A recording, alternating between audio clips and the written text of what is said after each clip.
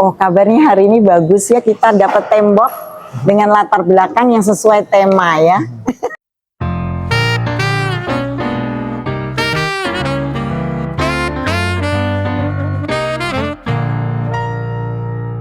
Nah ini, kalau kita lihat bentuk-bentuk ini kayak sel-sel lemak yang melebar, yang membesar ya. Ada yang kecil, yang besar. Saya bilang ini kebetulan banget syutingnya pas di belakang lemak. Jadi sebetulnya memang kita ada selalu timbunan lemak ya. Jadi pasien juga tahu kalau dia datang ke dokter, saya tanya, dok itu lemaknya loh dok, nggak bisa hilang.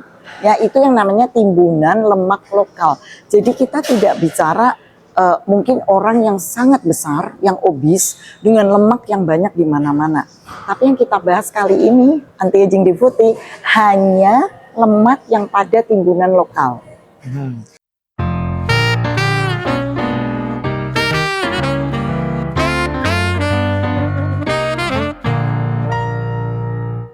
Kalau ditanya secara gamblang tentunya ada.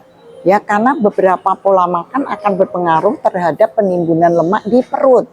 Ya, jadi itulah pola makan yang tidak sehat, ya pola makan yang waktu makan yang salah, jenis makanan yang salah.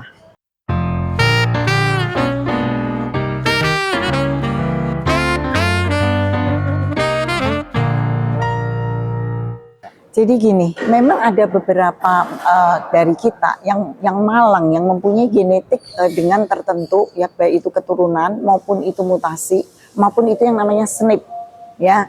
Jadi yang mutasi atau SNP ini memang itu mengakibatkan suatu disease atau mirip penyakit yang akibatnya timbunan lemaknya itu jadi bentuknya itu di tempat-tempat yang tidak seharusnya berada. Tapi yang kita bahas kali ini bukan yang itu, yang kita bahas hanyalah betul-betul timbunan lemak yang secara estetik kurang sedap dilihat.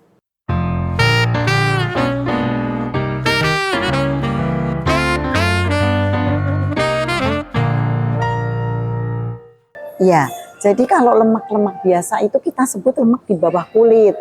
Sup itu di bawah, kutan itu kulit. Jadi lemaknya itu di bawah kulit. Itu masih lebih tidak ganas. Walaupun dia lebih susah dihilangkan.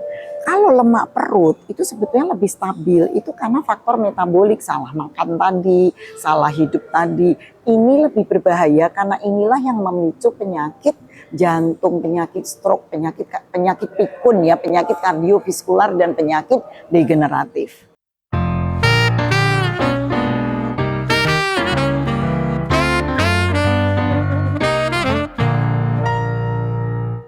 Nah, jadi sebetulnya jangan cari salahnya dulu ya, mungkin cari sebab dulu ya.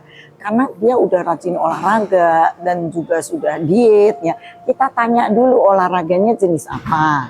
Ya, karena kan itu ada olahraga-olahraga tertentu yang dapat lebih membantu pada localized fat. Kemudian yang kedua, kita tidak boleh lupa ya, ini juga untuk topik berikutnya, faktor stres. Ya, karena faktor stres dapat mempengaruhi penimbunan lemak ya. Kemudian tentu juga dia bilang makan saya sudah betul, apa betul makan dia betul. Ya karena betul buat si A belum tentu betul buat si B. Ya jadi itu mesti ditanyakan dulu sebelum kita melangkah ke tindakan-tindakan berikutnya.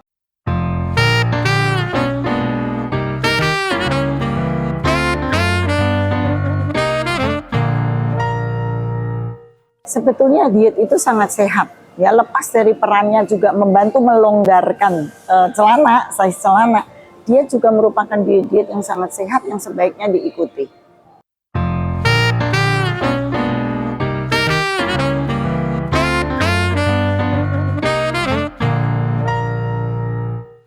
Mungkin, tetapi kita perlu penambahan ya. Artinya ada beberapa tindakan estetik karena ini sebetulnya adalah ranah dari estetik ya untuk lemak-lemak tertentu itu ya, bukan yang visceral fat saja, tapi lemak yang mungkin ada di dengkul ya, atau lemak yang ada di, kalau pakai kebaya itu di brabals istilahnya di belakang.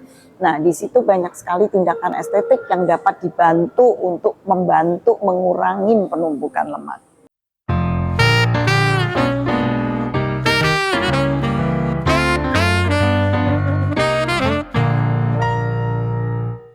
Ya, tentu. Padahal gula bukan lemak kan. Nah, tetapi peran gula dapat mempengaruhi hal tersebut.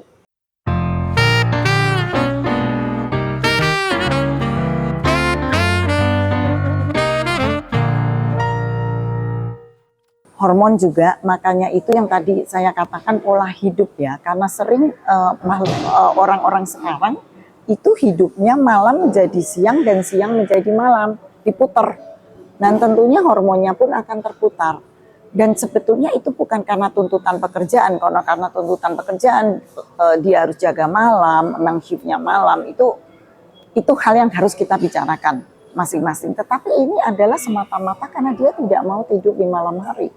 Jadi malam hari sibuk bermain dengan gadget dan sebagainya, sehingga kestabilan hormonnya itu menjadi tidak sesuai dan terjadilah penumpukan lemak di tempat yang tidak seharusnya.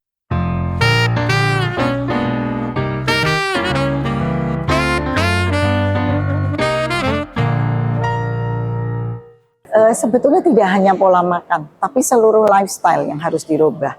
Jadi seperti kita di anti-aging medicine ya, itu kita mengedukasi ke pasien-pasien tentang perubahan lifestyle.